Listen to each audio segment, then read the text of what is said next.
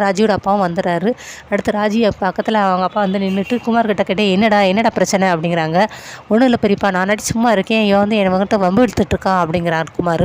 அதெல்லாம் நான் ஒன்றும் வம்பு இழுக்கலை, இவன் வந்து அரசியை பார்த்துட்டு விசில் அடிக்கிறான், சாப்பிட்டியான்னு சொல்லி கை சாட்டையில் கேட்குறான், என்னென்னமோ பண்ணுறான், அதனால தான் இவன் வந்து அப்படிலாம் பண்ணாத அப்படின்னு சொல்லி நான் வந்து பேசுறதுக்காக வந்தேன், வேறுபடி ஒன்றும் இல்லைப்பா அப்படின்னு சொல்கிறாங்க. இல்லை பெரியப்பா, இவன் வந்து போய் பேசுகிறான்ட்டு குமார் பேசுகிறாரு. நான் ஒன்றும் போயெல்லாம் பேசலை, நான் சொல்கிறது உண்மை தான்.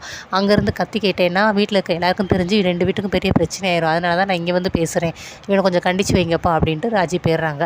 அடுத்து பெரியப்பா வந்து உள்ளே போயிடுறாரு. பெரியப்பா நான் சொன்னதுக்கு ஏழுங்க பெரியப்பா, வந்து போய் பேசுகிறான் அப்படின்ட்டு உள்ளே வராரு. ஆனால் அவங்க அம்மாவும் இருக்காங்க, ராஜியோட பாட்டி. என்னடா இவன் சொல்லிக்கிட்டே வர்றான், எதுக்குடா கோவமாக இருக்க அப்படிங்கிறாங்க.